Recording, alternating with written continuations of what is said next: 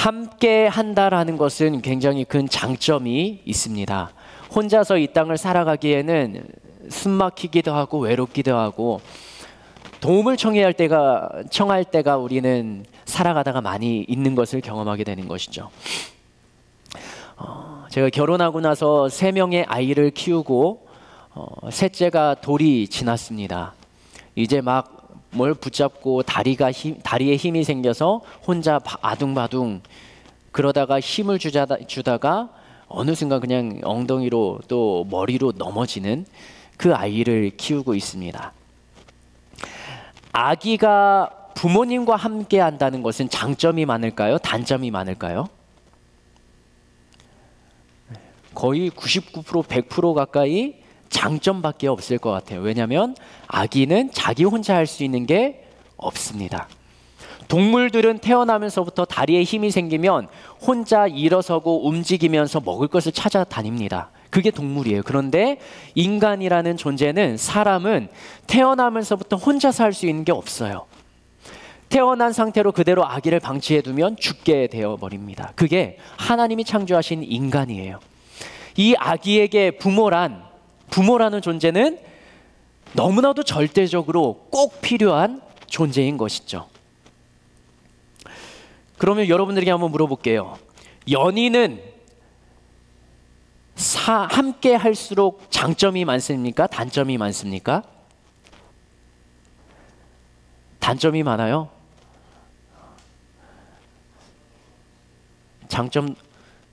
장점이 많으면 뭐 단점은 작아야 되는 거 아니에요? 뭔가 하나가 작아야 되는 거 아닙니까? 이 연인 관계를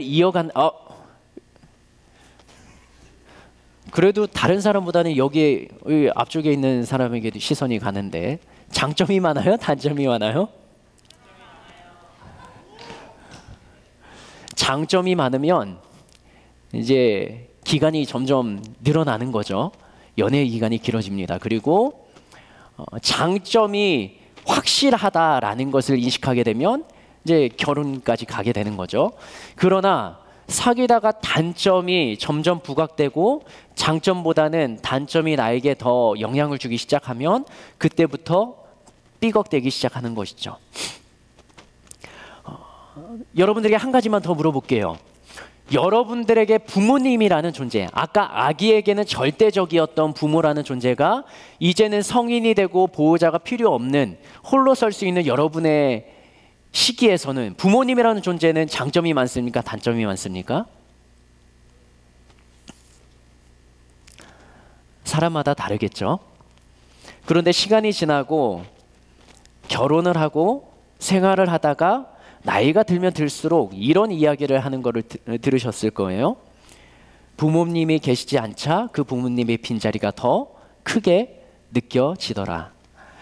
나이가 들어가고 자립하고 이제는 나의 힘으로 살아가는데 그때 점점 더 부모님의 빈자리가 느껴지더라는 고백을 여러분들의 부모님을 통해서도 들을 수 있을 것입니다. 나의 힘으로 살아갈 수 있고 내가 할 수 있고 나의 능력도 있고 부모님의 도움은 필요치 않습니다. 오히려 부모님을 돌봐줘야 될 때가 시간이 지날수록 더 커지게 되는 것이죠. 그런데 부모님의 빈자리는 왜 느껴지는 것일까요? 오늘은 성령님에 대해서 좀 나누고자 합니다. 성령님의 존재는 우리에게 너무나도 필요하다라고 성경에서는 이야기합니다. 우리들은 어떻게 느낄지 모르지만 예수님께서 요한복음 14장 16절과 17절에서 이렇게 이야기하십니다. 같이 읽겠습니다. 요한복음 14장 16절에서 17절 말씀. 시작.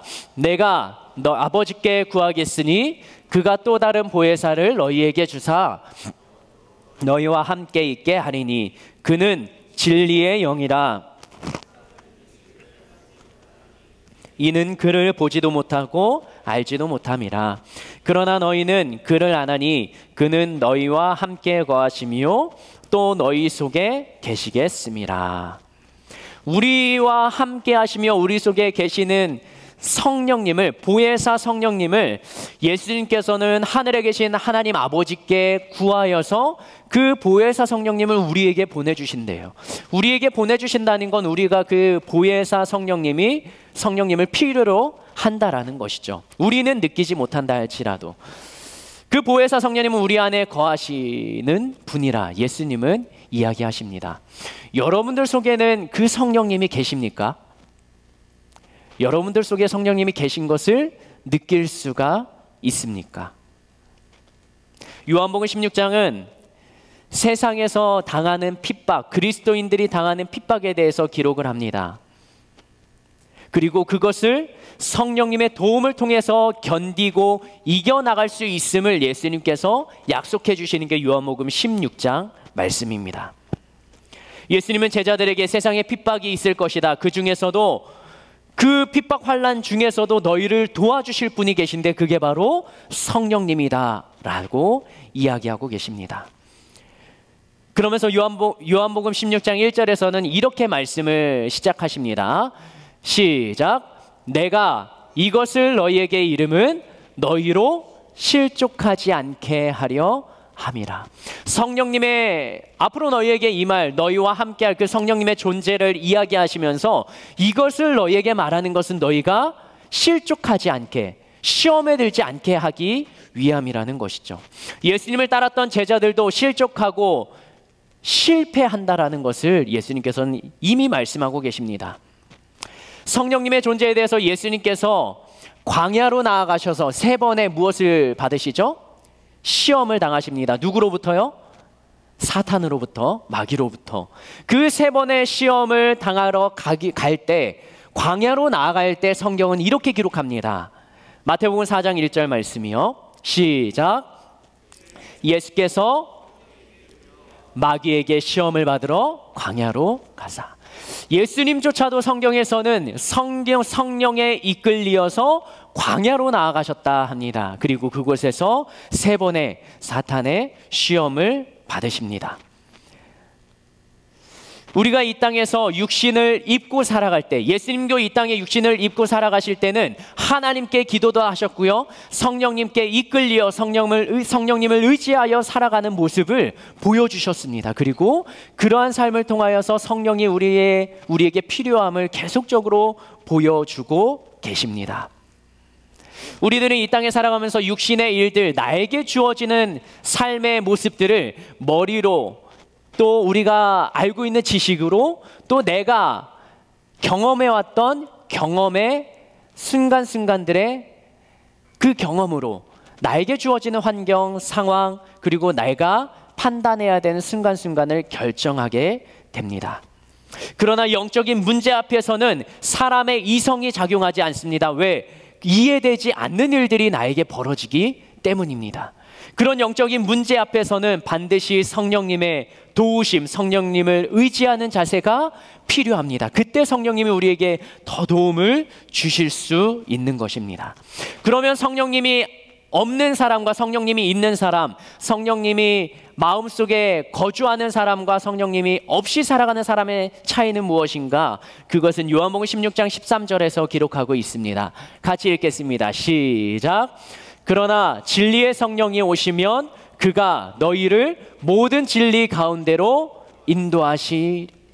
진리의 성령이 오시면, 성령님이 마음속에 내주하시면 그 성령님께서 우리를 모든 진리 가운데 진리 위에 설 수 있도록 도와주신다라는 것이죠. 진리 위에 선다는 건 영적인 시각으로, 또 믿음의 눈으로 나의 상황과 나의 이 벌어지는 일들을 살펴보고 판단한다라는 것이죠. 머릿속으로 알고 있는 지식, 그것이 세상 사람들에게도 있습니다. 그러나 그것이 믿음으로 자리할 수 있게 도와주시는 게 성령님의 역할입니다. 그것을 통해 내가 말씀 위에, 진리 위에 바로 설 수 있는 것, 성령님이 함께 하시는 사람의 삶의 모습입니다. 우리는 이 성령님의 존재를 인정하며 살아가고 있습니까? 여러분의 삶 속에서는, 또 저의 삶에서는 성령님이 언제 그 역할을 감당하시는 것 같습니까? 세상에서는 이 존재에 대해서 굉장히 많이 언급을 하고 그것을 믿고 있습니다. 그 중에 하나가 한 달 전에 시작했던 드라마가 있는데요. 김태희가 주연한 드라마 아십니까? 하이 바이 마마. 저는 보지는 못했지만 잠깐 스쳐 지나가면서 그 영상을 봤는데 찾아보니까요. 김태희 이 여자 주인공이 결혼을 합니다. 그런데 불의의 사고로 죽습니다. 그런데 이 우리가 살아가는 현실 세계 속에 그 김태희가 나타나는 거예요. 그리고 찾아갑니다. 결혼했던 그 남편과 아이를 찾아가요. 그러면서 그 옆에서 살아가는 삶의 모습을 계속 따라다니면서 말을 하고 그 옆에 따라다니는데 다른 사람들은 이 여자 주인공 김태희를 보지 못하는 것이죠. 이 김태희의 역할은 뭡니까? 귀신이에요. 그런데 49일 동안 리얼로 실제 이 살을 가진 몸으로 어느 순간 바뀌게 됩니다. 그러면서 자신의 자리를 찾으면 이제 그 자리를 계속적으로 지켜나갈 수 있는, 살아갈 수 있는 그런 설정이 이 하이바이 맘마의 줄거리입니다. 귀신의 이야기가 우리 일상 가운데 드라마 속에 너무나도 자연스럽게 들어와 있죠. 2016년에 여러분들 굉장히 좋아했던 드라마가 있을 거예요. 그 부제가 이렇게 적혀 있습니다. 쓸쓸하고 찬란하신, 모르는군요. 저도 몰랐어요. 그냥 이 세 글자만 알고 있었습니다. 공유와 도깨비. 그 앞에 찾아보니까 부제가 이거예요. 쓸쓸하고 찬란하신 도깨비. 근데 신을 신신자를 썼더라고요. 네. 이 도깨비를, 보이지 않는 존재의 귀신을 신으로 우리에게 너무나도 자연스럽게 풀어놓고 있다라는 것이죠. 우리도 너무나 암묵적으로 무의식 중에 귀신의 존재를 인정합니다. 그런데 많은 사람들이 귀신의 존재는 인정하지만 하나님의 존재는 부정합니다. 그게 우리들이 살아가는 이 현실 속에 살아가는 삶의 모습이죠. 귀신은 믿는데 성경 속에 있는 기적은 교회 다니는 사람들조차도 이해되지 않는, 그렇게 인식되는 모습들이 있다라는 것이죠. 이 성경 속에 나오는 수많은 기적들은 실제로 있었던 일입니까? 아니면 그냥 글로 적어 내려갔던 이 허구의 사건입니까? 물이 포도주로 바뀌었다는데요. 죽은 나사로가 살아났다는데요. 성경에서는 이해할 수 없는, 머리로 판단할 수 없는, 이성으로 인식할 수 없는 그러한 일들을 기록해 나가면서 어떻게 보면 사람이 이해할 수 없는 그 존재, 하나님과 예수님과 성령님의 존재를 언급하면서 그분들이 이렇게 역사하셨다 그러면, 하나님은 그렇게 능력 있고 우리와는 차원이 다른 존재라는 것을 알고 받아들일 수가 있는데, 아니 그거는 거짓이야 라고 우리들은 밀쳐버리게 되는 것이죠. 그게 일반적인 인식입니다. 여러분은 어떻습니까? 하나님의 존재를 인정하고 살아가십니까? 여러분들의 안에 예수님의 성경의 말씀대로 하면, 예수님의 선포하셨던 그 말씀대로 하면, 믿는 자 속에는, 예수 그리스도를 믿음으로 고백하는 사람 속에는 성령님이 내주하시고 성령님이 우리의 삶을 인도해 가신다라고 말씀하시는데, 그 사실까지도 여러분들은 인정하며 그것을 시인하며 살아가고 있냐라는 질문이죠.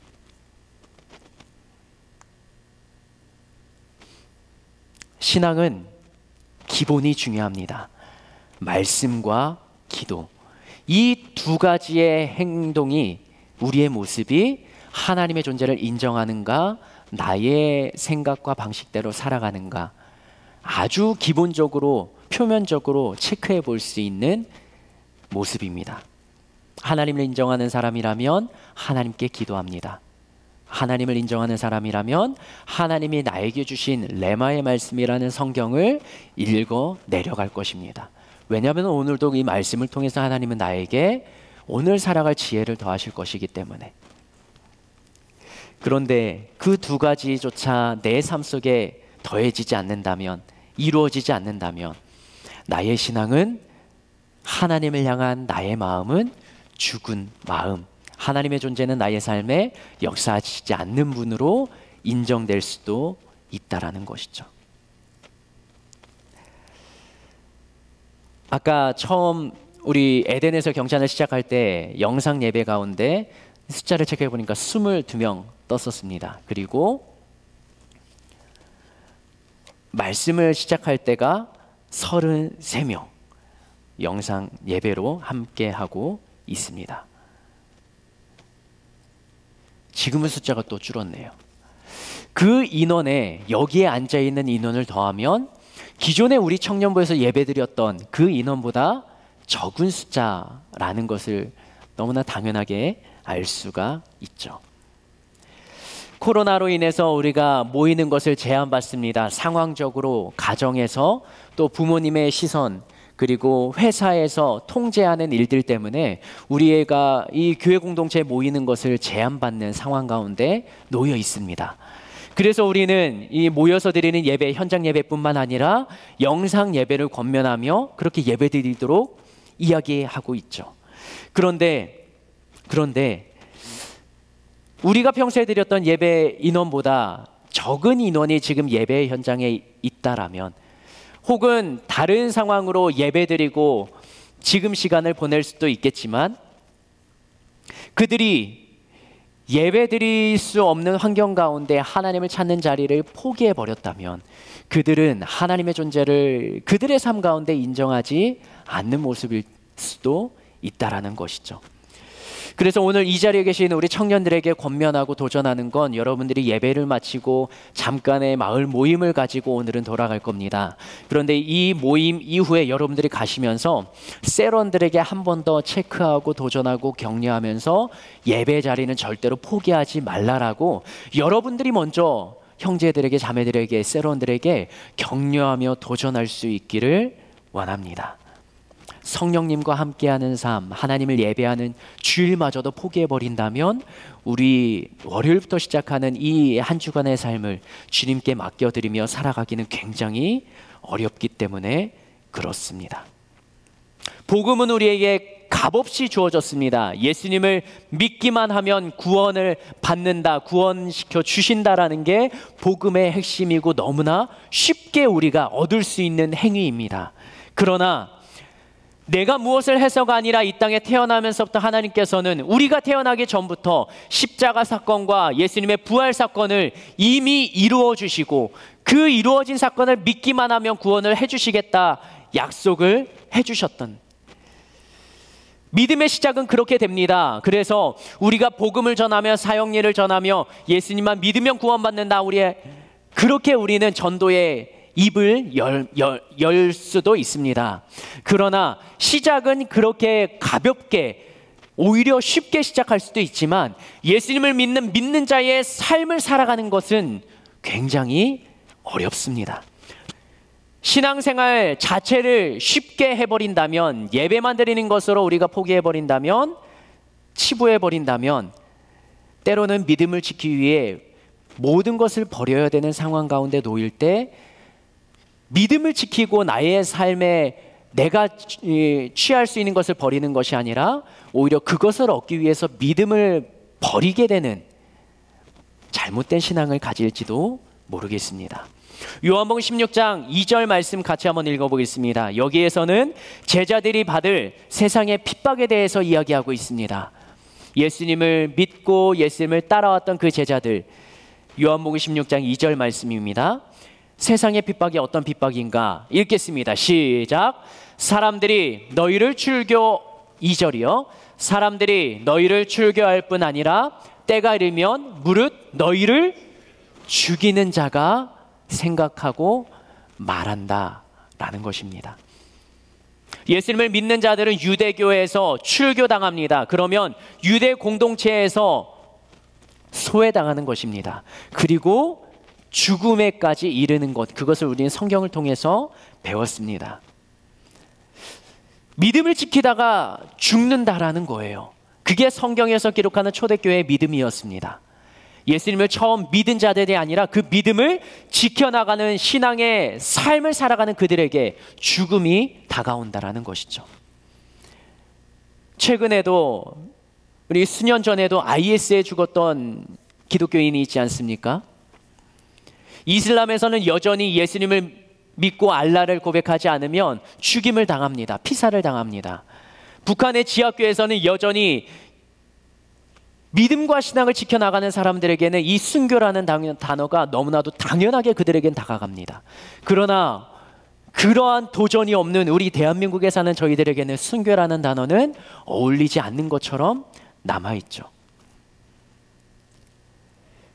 그들은 도대체 목숨까지도 내놓고 믿음과 신앙을 지켜나가는데 왜 그렇게 온몸으로 그 믿음과 신앙을 지켜나가는 것이죠? 죽음이 두렵지만 그러나 죽음을 이길 만한 믿음과 확신이 그들에게는 있다라는 것이죠. 그것은 어디에서 나오는 것입니까?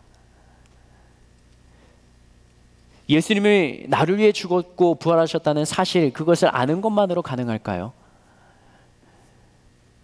여기에 총을 가지고 예수님을 믿는 자 사살하겠다고 하면 이 자리에 버틸 만한 사람이 누가 있겠습니까?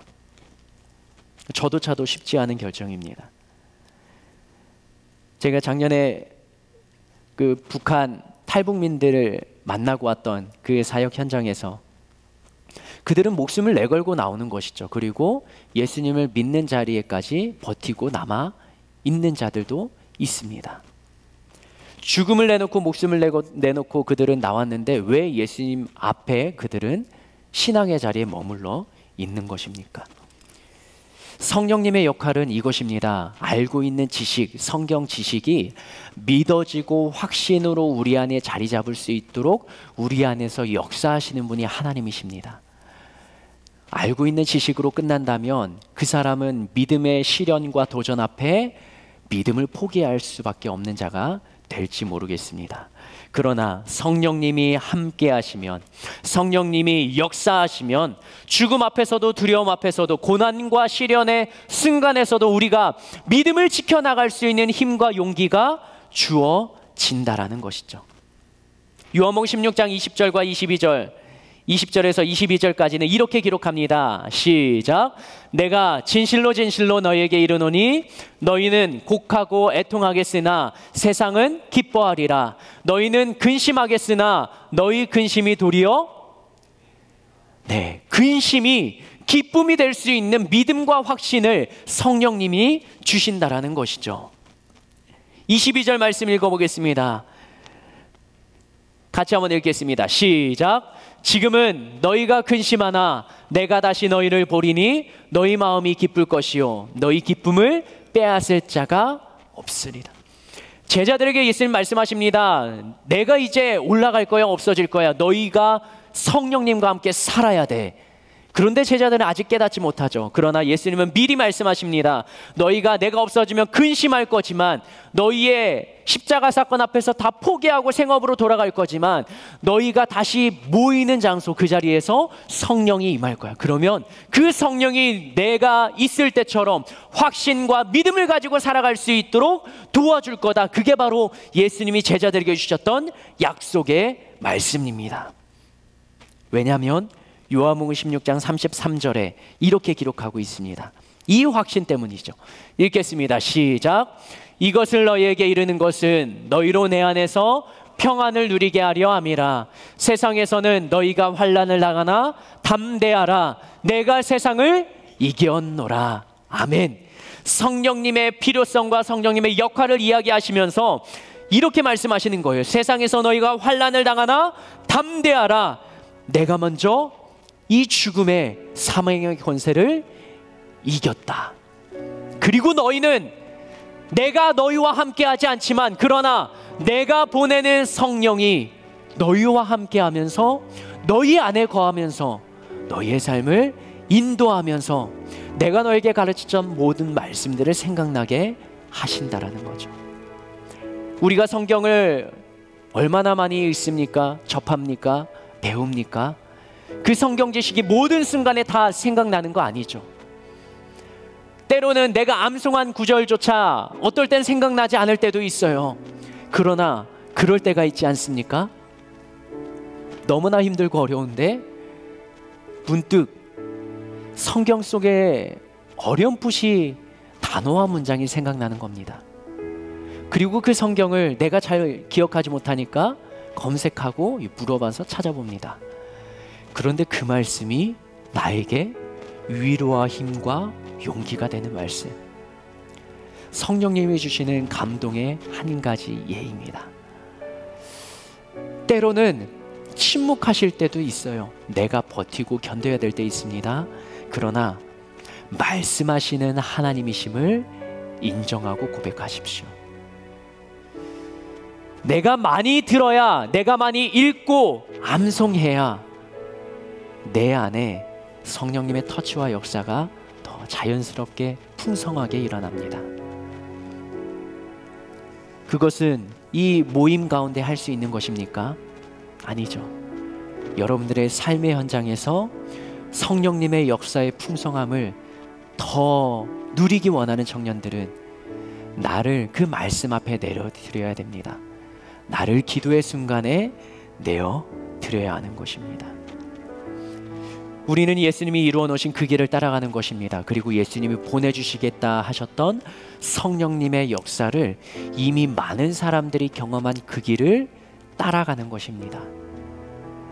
그런데 우리는 아직도 성령의 역사가 잘 느껴지지 않는다는 그러한 고민과 딜레마 속에 빠져 있는 것이죠.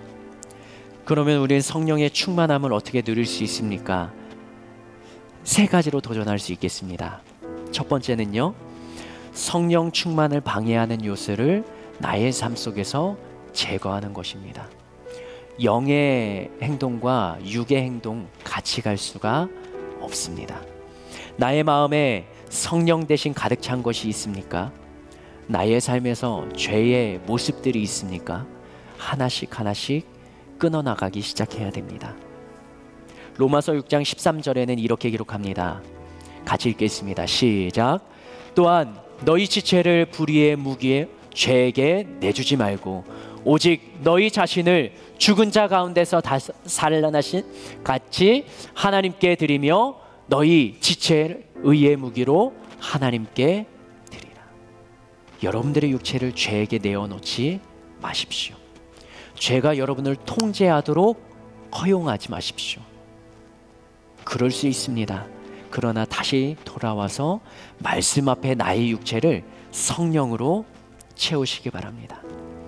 나의 삶에서 성령님이 터치하지 않기를 원하는 분야가 있다면 그것이 바로 죄에게 내주는 나의 삶의 자리입니다. 그곳은 죄와 연결될 가능성이 높은 곳이죠.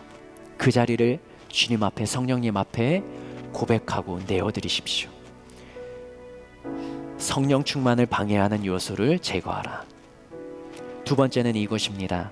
내 안에 말씀이 풍성하게 거하도록 노력하라. 골로새서 3장 16절 말씀에 이렇게 기록합니다. 그리스도의 말씀이 너희 속에 풍성히 거하여 모든 지혜로 피차 가르치고 권면하며 시와 찬송과 신령한 노래로 부르며 감사하는 마음으로 하나님을 찬양하라. 성령 하나님이 함께하는 삶은 예수 그리스도의 말씀이, 하나님의 말씀이 풍성히 넘치는 삶입니다. 말씀이 넘치게 하려면 말씀을 가까이 해야 되는 것이죠. 말씀 안에 거하면 은혜가 넘칩니다. 그 은혜로 인해서 오늘 골로새서 3장처럼 감사의 고백이 나오는 것이죠. 감사를 고백한다는 건 하나님의 존재를 인정하는 겁니다. 하나님의 역사하심이 나의 삶 가운데 있음을 인정하는 것이죠. 그 감사를 고백하면 신기하게도 또 다른 감사가 나오게 됩니다. 그 감사의 연속의 삶, 말씀이 내 안에 풍성히 거할 때 이루어지는 것입니다. 그리고 세 번째는 매일 아침 기도로 하루를 시작하는 것입니다. 찰스 스윈돌이라는 목사님은 이렇게 기도합니다. 주님, 오늘은 당신의 날입니다. 당신의 뜻 가운데 있기를 원합니다. 오늘 하루 24시간이 어떨지에 대해서 저는 모릅니다. 그러나 오늘을 시작하기 전에, 아침 커피 한 잔을 마시기 전에, 옷을 입기 전에, 지금 이 순간부터 오늘 하루를 다 마칠 때까지 제가 당신의 소유라는 것을 고백합니다. 저는 아무것도 할 수 없습니다. 주님 없이는 이룰 수 있는 일들이 아무것도 없사오니 주님, 다시 한번 기도하오니 오늘 당신의 성령으로 나를 채워 주시옵소서. 입술로 고백하며 시작하십시오. 기도하며 주님 앞에 하루를 맡겨드리며 시작하십시오.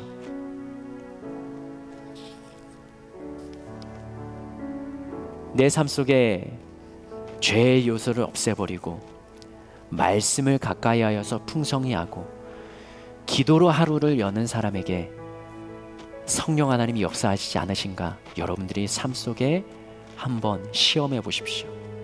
그리고 하루의 삶 가운데 감사의 제목이 일어나지 않나 살펴보십시오. 그렇게 하루를 살아가는 우리의 삶 속에서 믿음의 도전과 시련과 고난이 있을 때 성령님은 나와 함께 하시며 그 어려운 상황을 이겨나갈 힘을 더하신다는 것입니다. 그게 요한복음 16장에서 우리에게 주시는 성령님의 역할이자 예수님이 이 땅 가운데 계시지 않을 때 성령님을 보내주시겠다는 예수님의 약속의 말씀입니다. 나의 힘으로 되지 않을 때 주님을 의지하십시오. 나의 힘으로 할 수 없을 때 주님 앞에 내어드리십시오. 그게 우리가 믿음 안에서 반응해야 되는 삶의 모습입니다. 오늘 제목은 이것입니다. 말씀을 삶으로. 말씀이 삶으로 나타나는 삶은 무엇입니까? 성령님이 함께하는 삶입니다.